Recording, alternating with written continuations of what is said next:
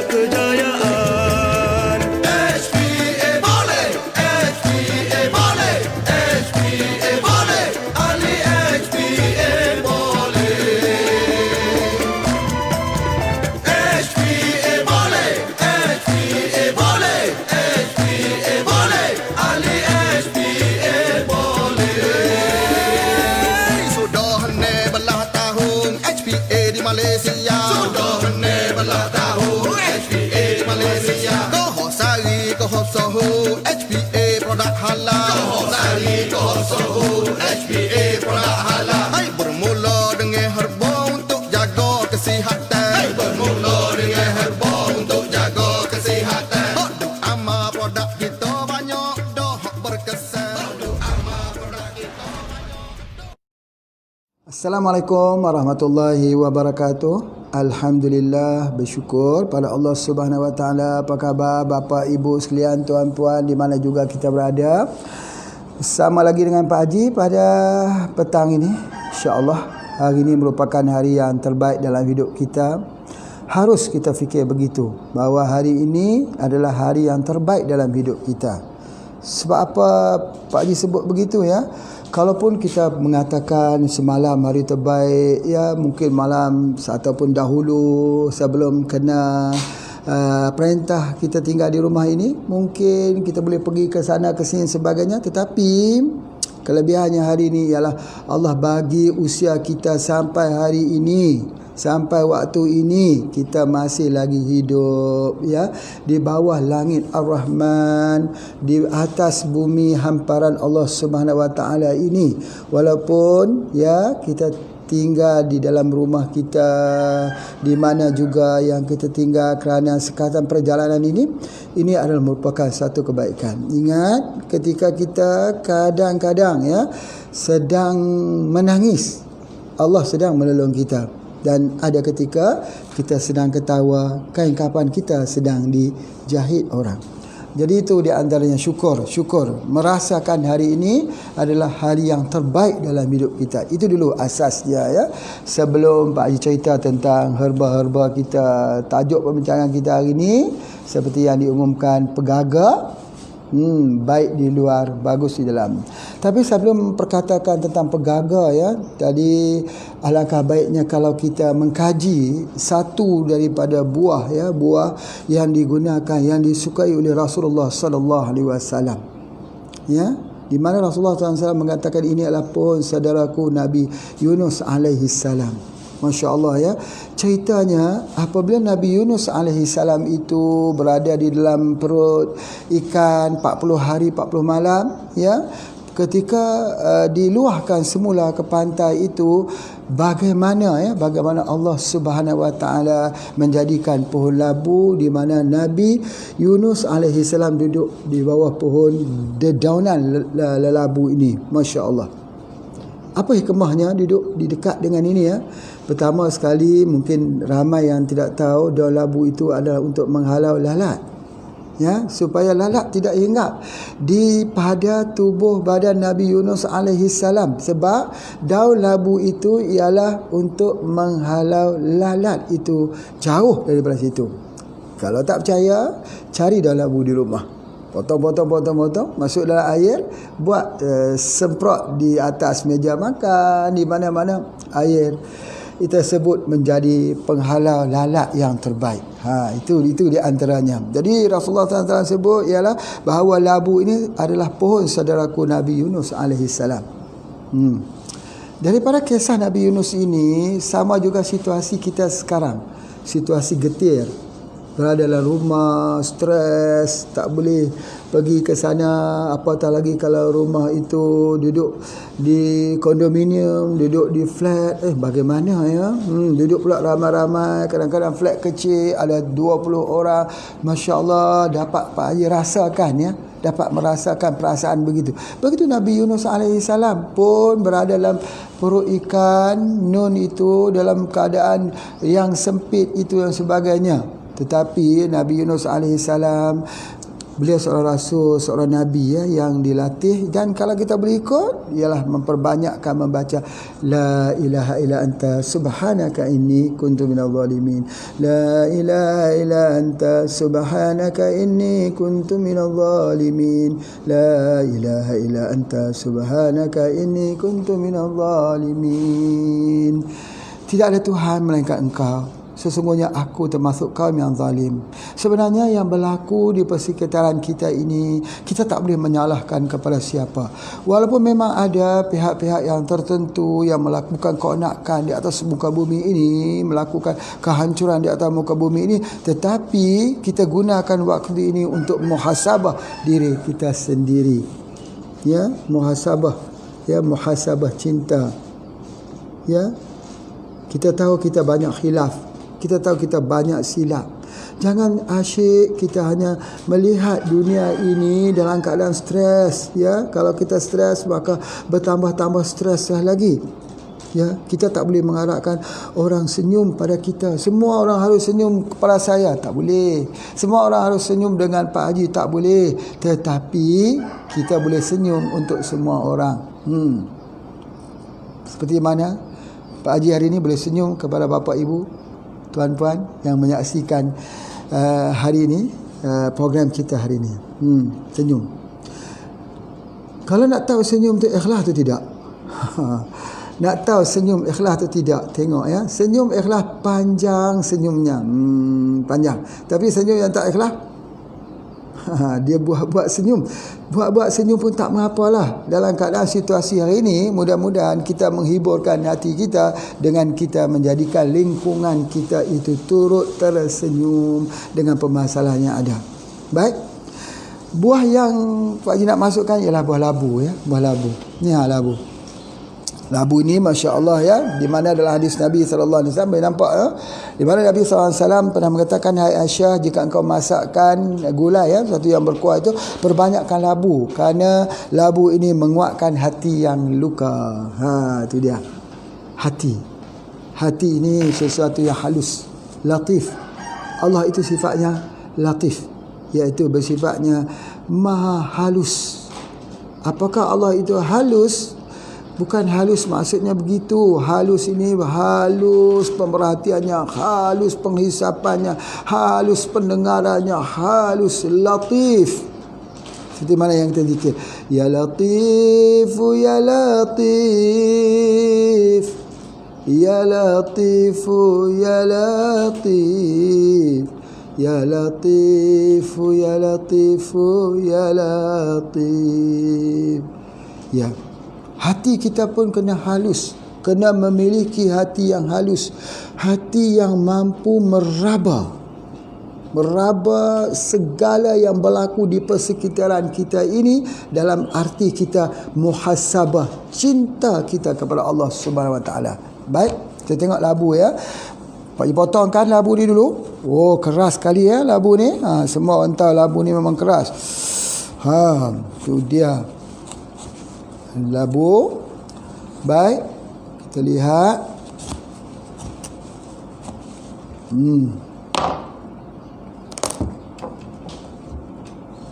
Kunin. Apa tu warna kunin? Ya, kita dah belajar dah. Kunin tu untuk apa? Untuk liver. Betul, untuk liver, untuk hati, menenangkan hati, memberikan keenakan hati, menyejukkan hati yang marah, membuat hati yang stres itu tidak stres. Nanti kita kaji apa yang ada di dalam labu ni. Ya, yang Nabi menyuruh memperbanyakkan labu. Ya, Nabi suka makan labu. Sesuatu yang Rasulullah SAW buat itu telah Pak Haji terangkan, ada khair, ada ma'ruf, ada hak. Sesuatu yang Nabi lakukan.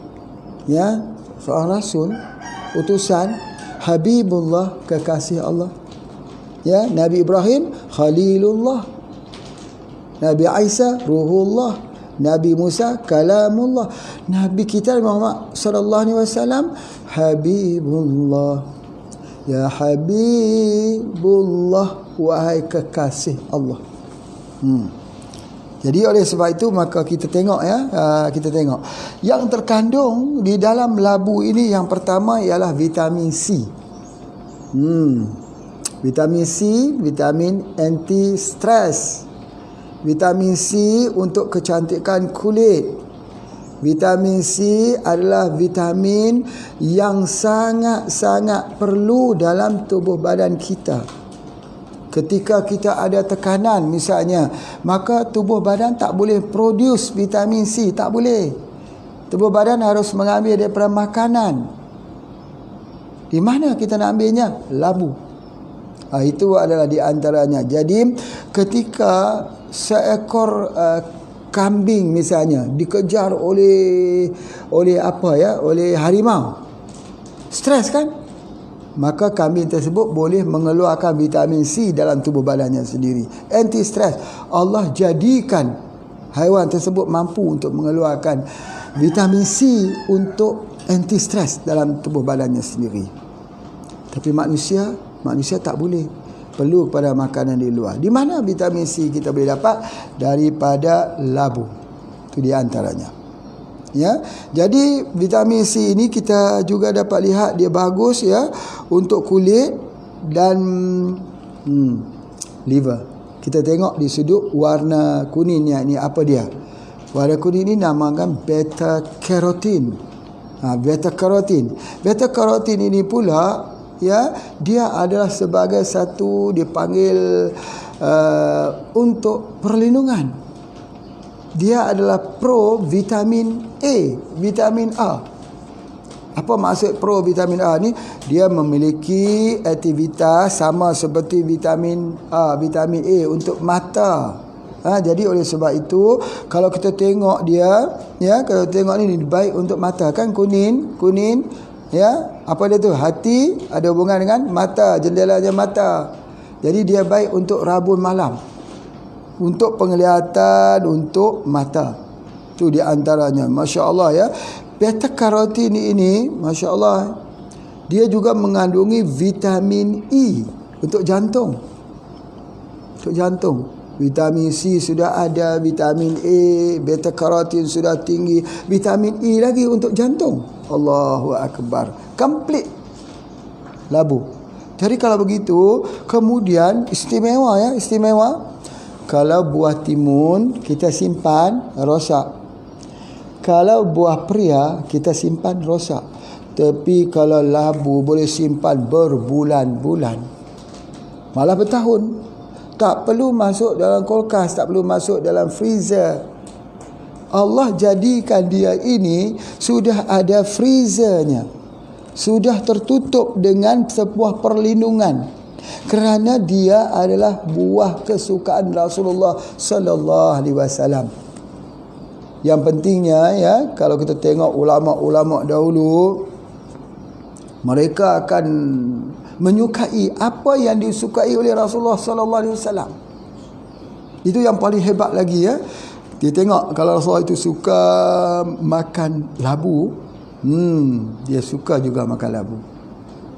Jadi sebab itu bagi mereka yang mengamal tarekat daripada Syekh Abdul Qadir Al-Jilani, mereka mengadakan setahun sekali majlis makan, buat kenduri labu. Kita boleh buat apa? Kolak. Kolak pun sedap ni ya, kolak. Masya-Allah. guna gula aren dan sebagainya. Baik, tetapi tahukah kita bahawa labu ni baik untuk orang yang ada masalah flu, batuk pilek, batuk dan sebagainya. Dia adalah merupakan herba yang paling baik untuk paru-paru. Subhanallah, COVID-19 ada flu, COVID-19 ada batuk, COVID-19 itu ada juga pilek, ada sesema dan sebagainya, kering, ada masalah di cairan paru-paru, mengental sehingga nafas tak boleh, sakit, keterlaluan sakit, membawa kepada kematian. Masya Allah. Pak Haji tak sebut ini adalah ubat untuk COVID-19, bukan. Tapi Pak Haji nak sebut ini adalah fasilitas yang ada bahan terapetik ada di dalam labu. Masya Allah. Subhanallah. Maha suci Allah. Yang kita cari hari ini, yang kita takuti pada hari ini dengan virus ini, rupanya ada jawapan dalam sebuah makanan sunnah Nabi SAW. Itu adalah di antaranya. Masya Allah. Cumanya Pak Haji sering berfikir, ya, Nabi Yunus alaihissalam berada di ruangan yang sempit, menyesal tentang khilaf yang dilakukan, meninggalkan kaumnya, kemudian banyakkan zikir. Zikir itu menyesal tentang diri sendiri, istighfar. Ya, istighfar itu ada istighfar yang direct, ada istighfar yang indirect. Astaghfirullahalazim. Itu istighfar yang direct. Ataupun tubna ilallah, itu direct. Ya, itu. Tetapi ada istighfar yang indirect. La ilaha illa anta subhanaka inni kuntu minadh dhalimin. Tidak ada Tuhan melainkan Engkau, sesungguhnya aku termasuk kaum yang zalim. Istimewanya pada istighfar ini, istighfar yang dibawakan oleh Nabi Yunus alaihissalam ini ialah la ilaha illa anta. Itu paling tinggi, iaitu kalimah tauhid, kalimatul tauhid, kalimatul ikhlas. La ilaha illallah, la ilaha illa anta. Tidak ada ilah melainkan Engkau. Tidak ada ilah, tidak ada penyembuhan, tidak ada yang bagi rezeki, tidak ada yang lebih kucintai melainkan Engkau, ya Allah. Jadi bila kita bermula dengan kalimatut tauhid, kemudian kita istighfar, la ilaha illa anta subhanaka inni kuntu minadh dhalimin. Kita mengakui ini yang terbaik. Masya Allah, yang terbaik. Yang Pak Haji selalu sebutkan, kalau kita dalam keadaan sakit, sudah tak upaya, makan pun dah tak boleh, minum pun tak boleh, duduk di dalam tempat yang tak boleh bergerak ke mana saja juga, kita banyaklah membaca la ilaha illa anta subhanaka inni kuntu minadh dhalimin. Nanti Allah akan luaskan. Ruangan yang sempit terasa luas, wang yang sedikit terasa banyak, usia kita terasa panjang, waktu kita terasa lapang, kerana kesemuanya itu bermula di dalam pemikiran kita. Kalaupun kita tidak dapat as-sakinah, tak dapat ketenangan, rumah besar terasa kecil, ya, wang banyak terasa sedikit, kawan ramai terasa sunyi. Sebab apa? Sebab kita tak dapat keluasan yang Allah Ta'ala jadikan kepada hati kita. Hati kita itulah yang kita kena jaga. Baik, seterusnya, ya. Seterusnya juga, ini juga dapat menguatkan gigi, mempercantikkan gigi dan juga tulang. Kolagen lah ni, kolagen. Ya, kolagen. Kita kata kolagen yang paling baik dapat kita ambil daripada mana? Kulit ikan merah, macam radik kolagen, HPA, kulit ikan merah. Kolagen yang terbaik datang daripada labu. Itu adalah di antaranya. Kemudian dia adalah untuk anti peradangan. Orang yang ada masalah radang, ya, sakit sendi, ngilu-ngilu, banyakkan. Itu di antaranya. Dan sudah disebutkan bahawa sudah tentu kalau kita ambil cantik di luar, berartinya kulitnya cantik, bagus di dalam. Dalamnya bagus. Jantung bagus, paru-paru bagus, hati bagus, blood circulation bagus. Betul, dia juga untuk menurunkan tekanan darah tinggi. Allahu Akbar. Ya, Rasulullah SAW itu qudwah, contoh ikutan. Cuma pengkajian kita kadang-kadang kita tidak fokus pada pengkajian. Kita banyak mengkaji daripada tumbuh-tumbuhan lain, tumbuh-tumbuhan yang digunakan oleh Rasulullah sallallahu alaihi wasallam itu kita tak suka untuk kaji. Sebab apa? Sebab kita tak nampak sesuatu permata, intan, mutiara, sesuatu yang ada di hadapan kita ada Rasulullah sallallahu alaihi wasallam. Alhamdulillah. Baik.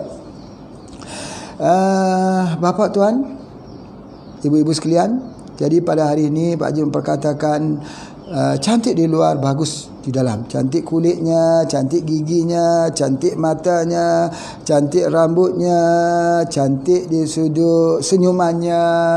Tetapi di dalam sihat, jantungnya bagus, paru-parunya alhamdulillah, bisa bernafas dalam udara ini, Masya Allah. Kalau ada pilek, kalau ada flu, ini dia. Subhanallah.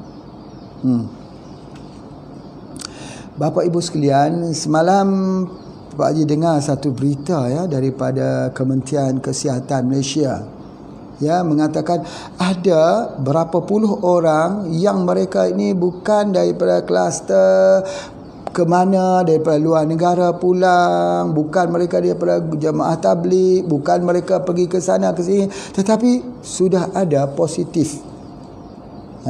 Sudah ada positif virus tersebut.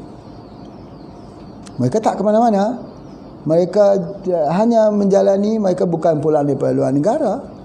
Mereka tak melalui airport, ya, tapi sudah ada. Baik, persoalannya, kalau dalam ilmu pengobatan herba, ya, dia akan memahami satu filosofi. Filosofinya begini. Kenapa hari ini kita sihat, besok kita sakit, lusa kita sihat kembali, sedangkan virus, kuman, patogen ada di keliling kita. Ada di keliling kita. Kita tak dapat melarikan diri daripada virus, tetap ada. Kita tak dapat lagi melarikan diri daripada kuman, tetap ada. Tetapi kenapa kita sakit hari ini, kita sihat esok? Kita sakit itu kerana kelemahan sistem imuniti.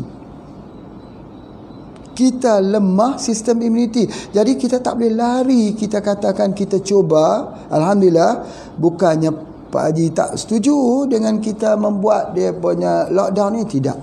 Itu hadis Nabi SAW. Tetapi apa yang Pak Haji nak sebut di sini, bahawa kemungkinan akan terdapat lagi virus di keliling kita ini. Nak menghentikan terus, bagaimana?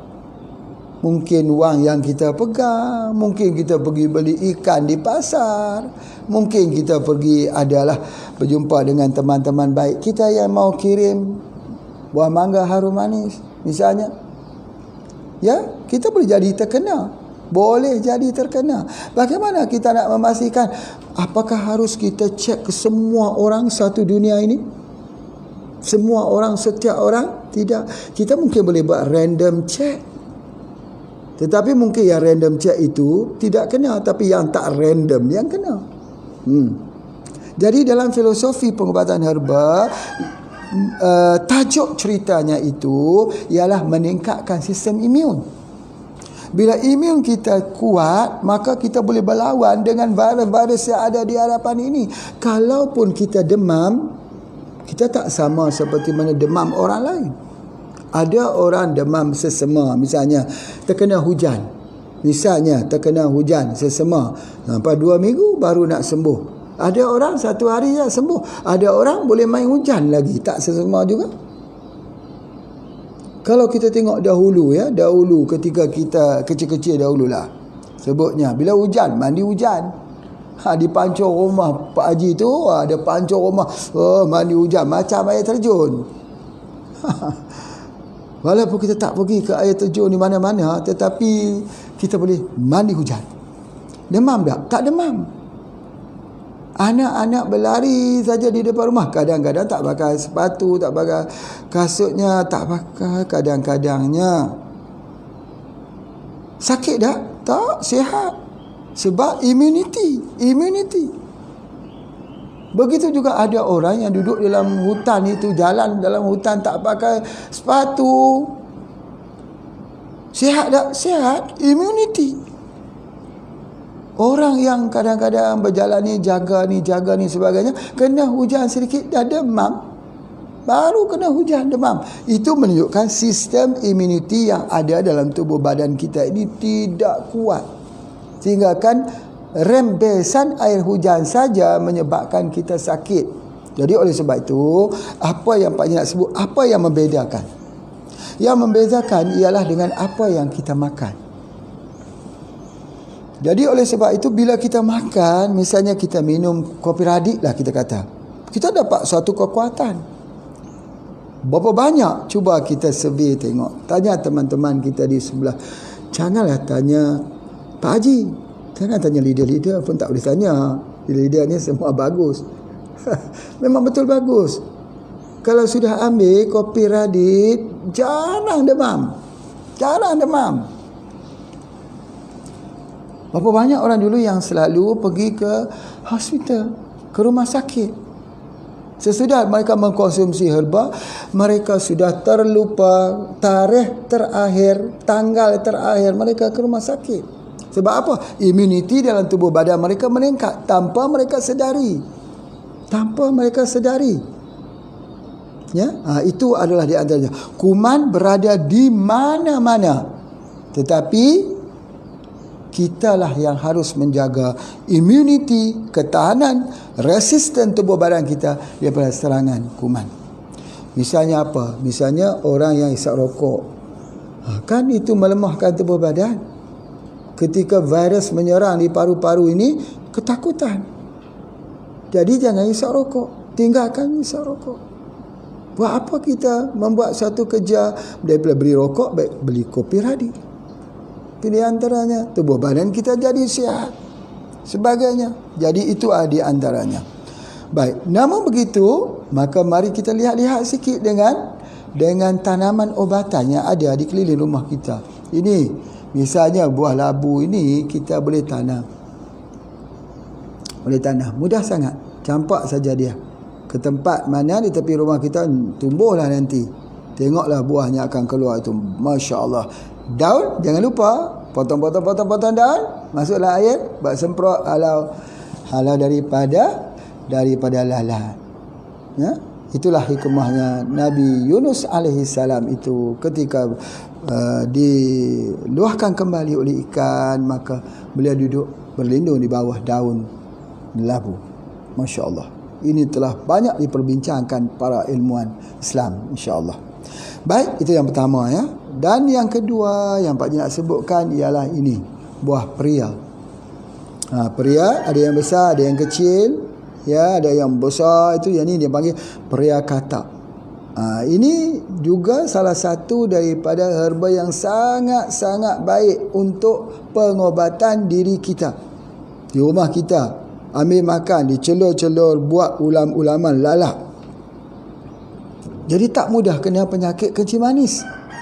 Dia adalah salah satu herba yang dapat mengeluarkan bahan sama seperti insulin. Ya, inulin dia panggil. Inulin. Dapat bahan ini kita ambil, dia boleh buat untuk menurunkan kadar gula di dalam darah. Masya Allah. Jadi banyak ini dijual di pasar-pasar, banyak. Dan kita boleh ambil bijinya itu juga boleh kita tanam kalau yang sudah masak. Jadi ini ada di antaranya. Cumanya terbaiknya ya ada orang yang goreng ya, goreng sampai dia jadi kering betul-betul. Tapi seelok-eloknya kita rebus makan. Biasakan makan setiap hari. Inilah kebiasaannya. Nasi itu bukan hanya sekadar kita makan dengan lauk-lauk, tetapi ini juga adalah lauk kita. Jadi oleh sebab itu, maka dengan pengambilan ini, dia akan meningkatkan sistem imuniti dalam tubuh badan kita. Jadi begitu kita tengok tumbuh-tumbuhan, kita tengok buah-buahan, dia semua ini adalah merupakan satu anugerah Allah kepada kita. Masya Allah, Allah anugerahkan kita. Tetapi kalau kita perhatikan pula, Masya Allah, dia warna apa? Hijau. Hijau ni memang betul Pak Haji dah sebut, hijau untuk penyakit kencing manis. Ya, ni hijau. Kita boleh potong, boleh kita rebuskan. Kita buat macam tu, kita potong dan kita boleh rebuskan. Sangat baik untuk menurunkan glukos di dalam darah. Walaupun kita tengok kulitnya itu agak sikit ya, berkedut-kedut dan sebagainya, ini sangat-sangat bagus untuk darah tinggi juga boleh kita gunakan. Baik-baik sikit tapi bagus. Cuba kita tengok dua perbezaan, warna kuning, warna hijau. Kuning dan warna hijau. Kedua-duanya ini mempunyai pengertian. Yang hijau kebanyakannya untuk darah, untuk blood circulation, untuk tekanan darah tinggi dan juga untuk sakit yang ada masalah kencing manis. Itu ada di antaranya. Baik. Selain daripada itu ada juga timun. Ini dia timun ya. Timun ni bagus sekali. Pak Haji nak sebutkan apa khasiat timun. Yang pertama ya, kita boleh buat jus minum. Dia adalah herbal diuretik yang melancarkan pembuangan air kecil. Satu, yang pertama. Yang kedua, banyak orang ambil timun buat masker untuk muka, untuk melincirkan muka. Tapi timun ini adalah satu yang menurunkan tekanan darah tinggi. Siapa yang ada sakit darah tinggi, sakit di bahagian tengkok ini, ambil timun saja, dibuatkannya, diblenderkan, lalu diminum. Masya Allah ya. Timun salah satu daripada herba yang bersifat diuretik. Ini sangat-sangat bagus kita ambil dan kandungan airnya yang tinggi. Ya, itu di antaranya. Begitu juga dengan labu ni pun mengandungi kandungan air juga ya, yang agak tinggi. Baik, alhamdulillah.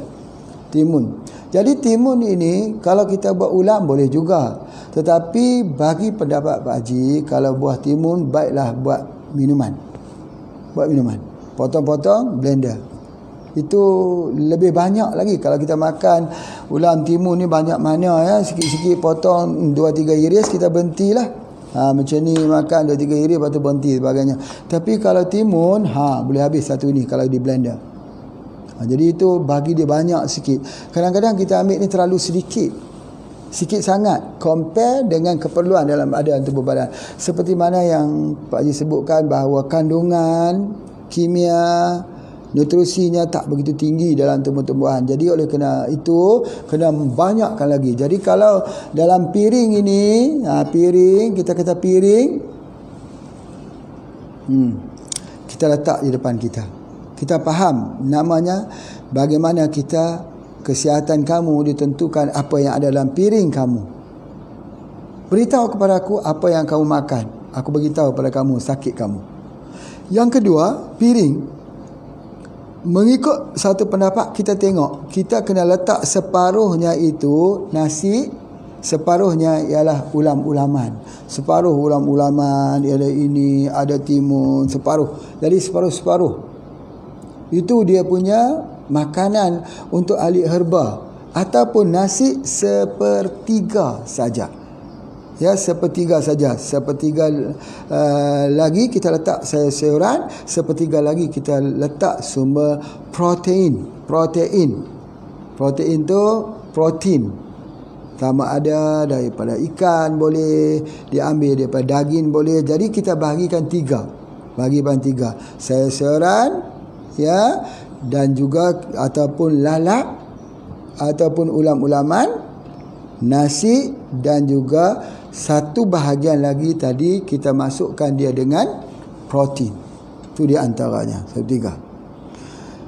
Yang kedua, kita boleh lagi untuk merawat tubuh badan kita itu dengan mengecilkan piring kita. Kalau piring ni, ni besar lah piring ni, besar. Boleh ambil separuh je, yang bahagian tengah saja. Makin kecil piring kita itu, semakin sihat kita. Semakin besar piring kita, semakin tak sihat. Dengan syarat, sekali saja masuk.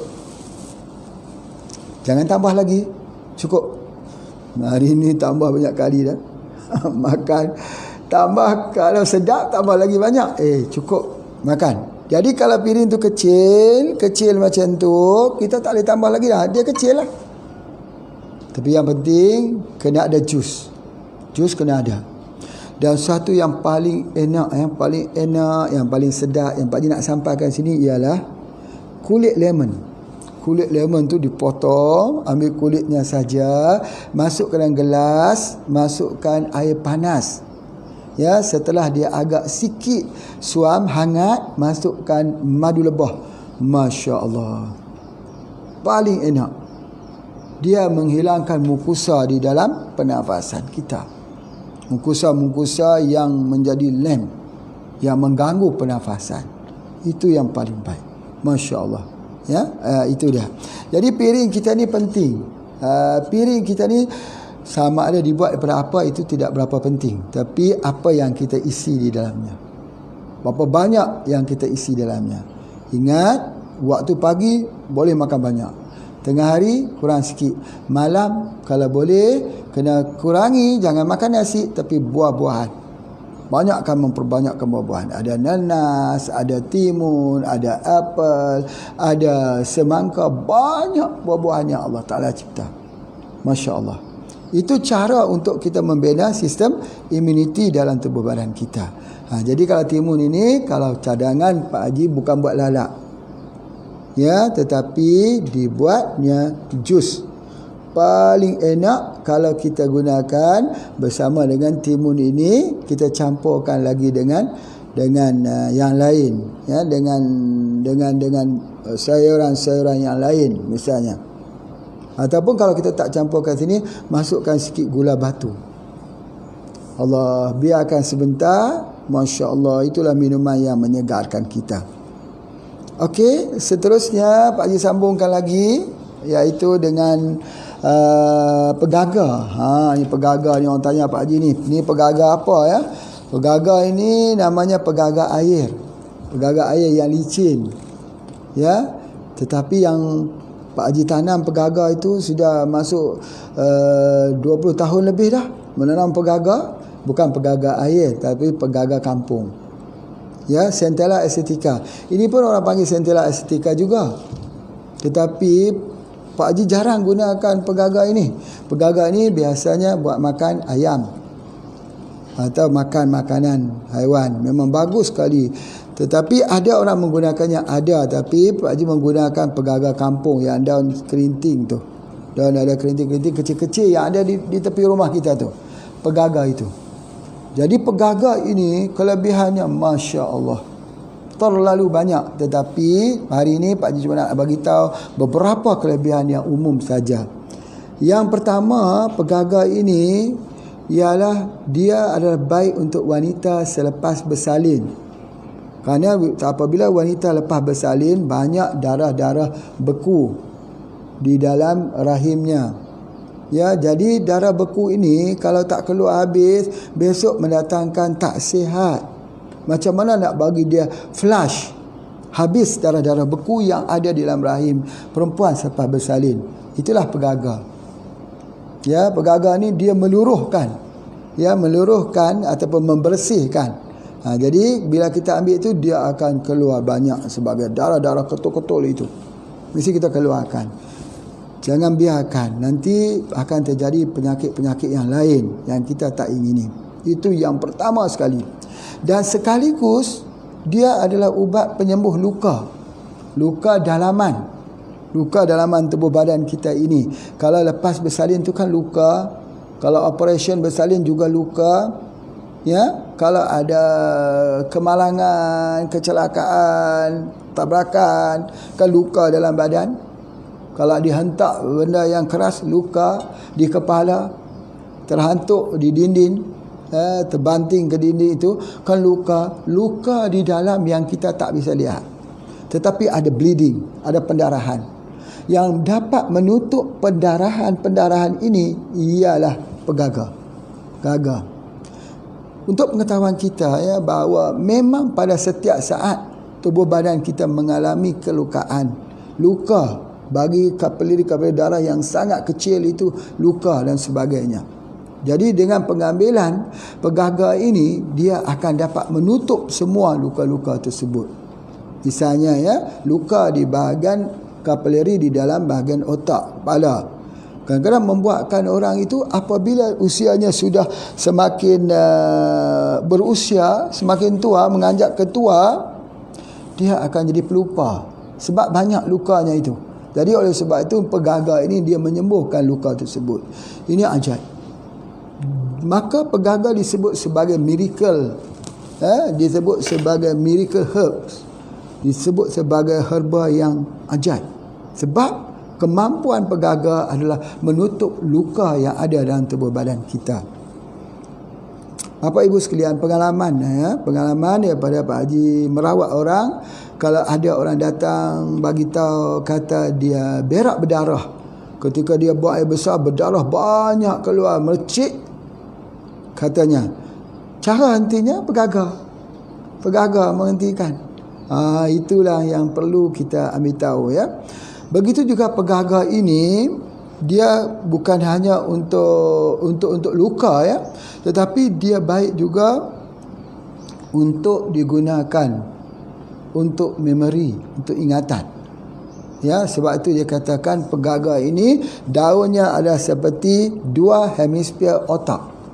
Daunnya seperti belahan dua hemisfer otak. Bentuk daun itu makroskopik dia. Jadi berartinya menunjukkan bahawa pegaga digunakan untuk otak. Untuk bahagian kepala ini. Ya. Bukankah semua herba boleh digunakan untuk bahagian kepala ini? Tapi pegaga salah satunya daripada herba yang bagus.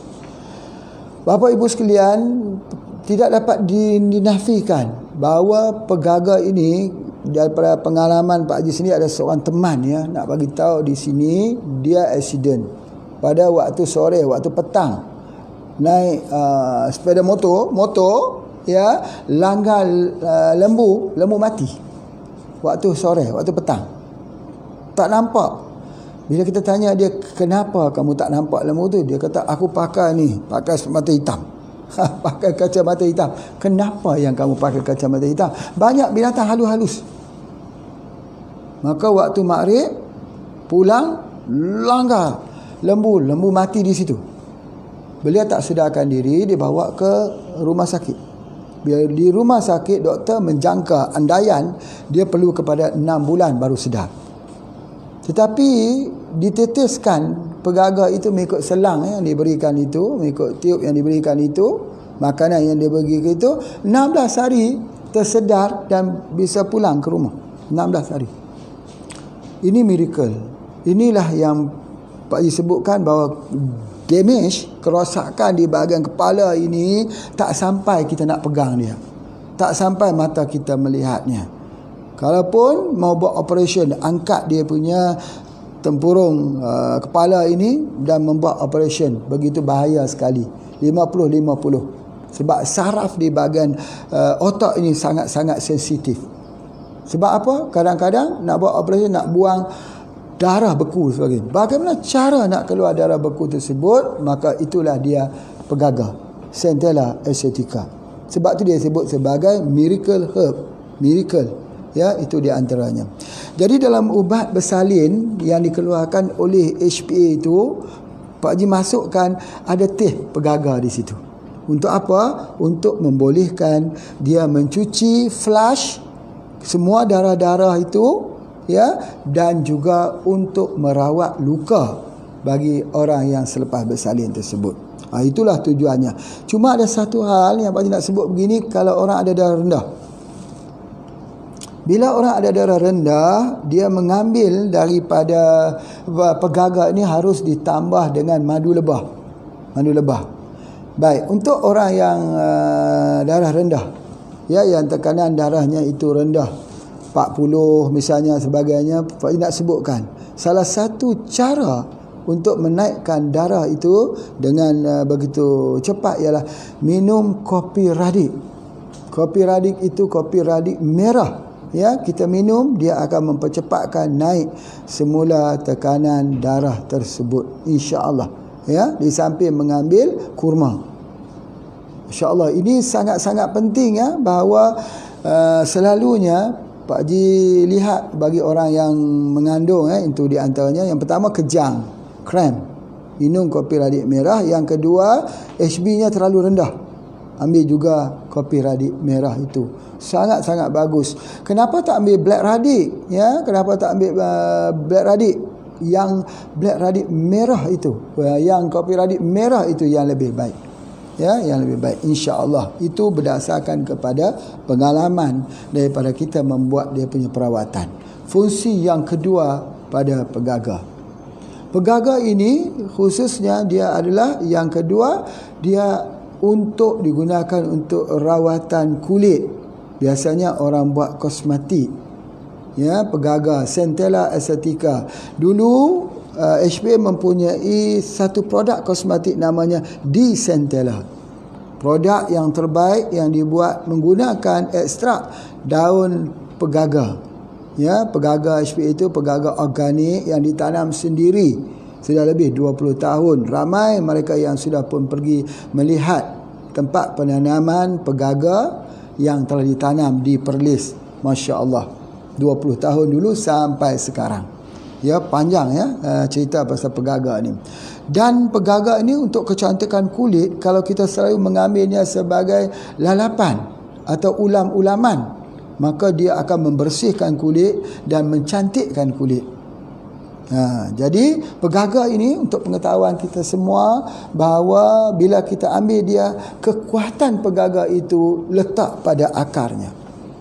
Ya, jadi oleh sebab itu akar pegaga itu yang mempunyai bahan yang lebih tinggi daripada daun atau daripada batangnya. Jadi oleh sebab itu kalau kita ambil pegaga, ambil ke semua sampai ke akarnya.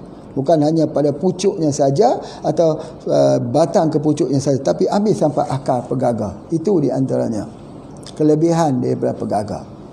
Kemudian pegaga mempunyai antibiotik dia sendiri. Disebut sebagai antibiotik acetocoxide. Acetocoxide ini adalah sejenis antibiotik yang ada di dalam tumbuh-tumbuhan pegaga. Ya, Centella asiatica, acetocoxide. Jadi dia antibiotik untuk melindungi tubuh badan kita. Terutamanya kalau orang ada flu, ada batuk. Ubat batuk yang terbaik ialah pegaga. Pegaga. Pak Haji ada keluarkan kodia pegaga. Itu ubat batuk yang terbaik. Kalau kita tak ada, itu pun pergi beli pegaga, diblenderkan, ya, diblendkan guna blender. Kemudian ambil dia, dimasuk sikit gula batu, diperamkan kurang-kurang lebihnya dalam 1 hingga 2 jam. Kita minum untuk ubat batuk, ubat demam, juga untuk flu, juga untuk virus. Subhanallah. Jadi oleh sebab itu pegaga ini juga seperti mana kata Pak Haji, cantik di luar, bagus di dalam.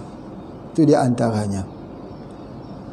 Seterusnya, pegaga juga digunakan khusus untuk masalah buah pinggang. Yang ni lagi-lagi interesting, lagi-lagi menarik. Kerana buah pinggang kita, pegaga itu adalah juga sama seperti ginjal kita. Ada 2 ginjal kita, ya. Pegaga itu juga kita gunakan pertama sekali untuk radang di atas buah pinggang kita. Selalunya kalau ada peradangan di atas buah pinggang kita itu menyebabkan sakit pinggang yang panjang, yang kuat dan sebagainya. Dan kemudian bukan hanya sekadar itu saja, tetapi boleh menyebabkan kerosakan kepada buah pinggang tersebut. Ini kebanyakan mereka yang mengambil ubat-ubat yang mengandungi aluminium hidroksida. Aluminium hidroksida ini ialah bahan kimia, bahan yang ada di dalam ubat-ubat painkiller. Jadi oleh sebab itu Pak Haji cadangkan supaya ginjal kita ini sesuatu yang mahal harganya. Ya. Berapa harga ginjal kita? Berapa harga ginjal kita? Kita ada 2 ginjal. Berapa harga sebelah ginjal kita? Ada RM5,000, ada RM30, ada RM1,000. Sebelah itu kalau ginjal yang elok harganya RM300,000. Kalau yang biasa mereka pergi buat pertukaran ginjal di Guangzhou di negeri China, RM10,000. Kadang-kadang kita tak tahu ginjal siapa. Ginjal orang yang ditembak matikah? Ginjal dalam perdagangan organ manusiakah? Ginjal orang yang dihukum matikah? Kita tidak tahu. Tetapi ramai orang yang pergi buat situ, iaitu pemindahan ginjal, berikan ginjal baru. Tapi kena ingat, tubuh badan kita kalau dia sudah tak sesuai dengan ginjal baru itu, dia bengkak. Selepas kita buat saja pemindahan ginjal, tiba-tiba seminggu kemudian bengkak seluruh muka kita, berartinya sudah tidak tertolong lagi. Inna lillahi wa inna ilaihi raji'un. Apa salahnya kita minum pegaga sehari-hari? Kenapa kita tak mau ambil pegaga? Apakah kerana ambil pegaga itu kita ni malu disebut sebagai orang kampung, orang desa? Pak Haji tak rasa malu orang sebut kita orang kampung? Biarlah. Orang kata Pak Haji kampung. Alhamdulillah. Ya, dengan kampung inilah kita dapat sumber-sumber yang baik daripada alam. Mengkudunya, perianya, kita dapat mendengar bunyi kokokan ayam jantannya, bunyi itiknya, bunyi hujannya yang turun pada waktu malam. Jadi oleh sebab itu maka tidak jadi hina kita, tak jadi rendah kita kalau kita gunakan pegaga. Tak rendah nak. Ambillah, selamatkan ginjal. Hari ini orang membuka tempat-tempat rawatan hemodialisis bagai jamur. Jamur tu apa? Cendawan tumbuh di musim hujan. Daripada Perlis sampai ke Sabah kita telah berjaya. Kalau Indonesia daripada Sabang sampai Merauke, ya, banyak tempat hemodialisis. Sekali hemodialisis tu 4 jam. Seminggu 2 kali. Tunggu 4 jam seminggu 2 kali, 2 minggu 5 kali. Masya Allah, Masya Allah. Boleh tak sebelum kita sakit ginjal kita minum pegaga? Boleh atau tidak? Ya, kecuali kalau kita sendiri suka-suka mau cuci ginjal kita. Kita suka-sukalah Pak Haji, biarlah kita cuci ginjal itu. Kalau sikap kita begitu, ya bismillah, teruskan. Tapi jangan salahkan ya kepada takdir, kerana kita yang pilih.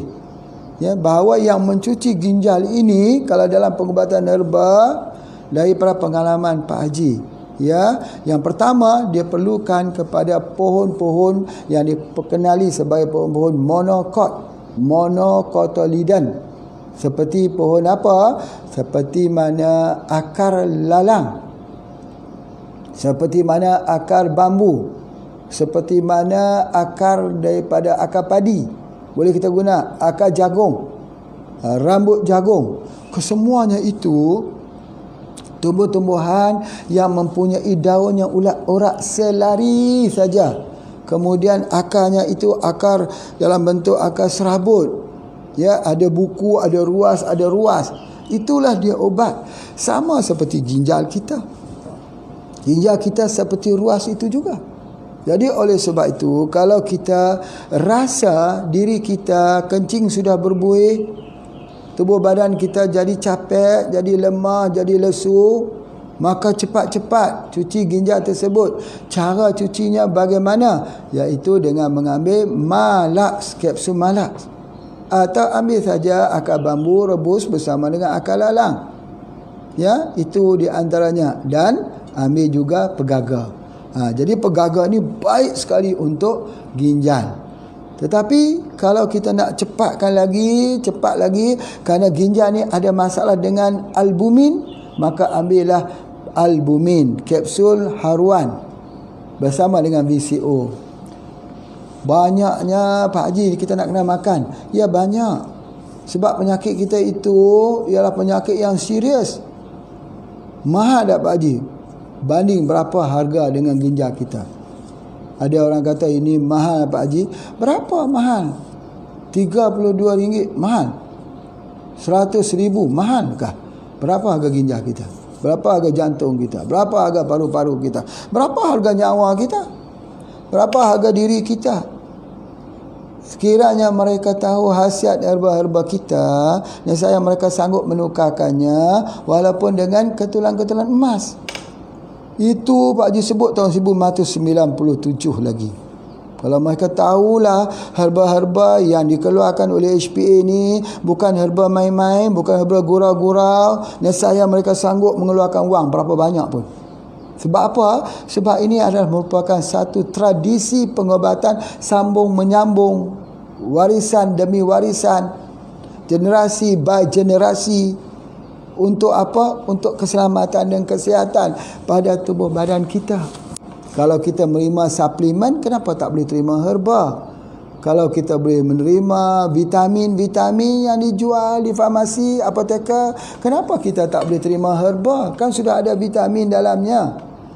Ya, kalau kita boleh menerima minuman-minuman, junk food, atau makanan-makanan segera, junk food, instant food, kenapa tak boleh terima herba-herba yang kita kenali sebagai herba-herba functional food.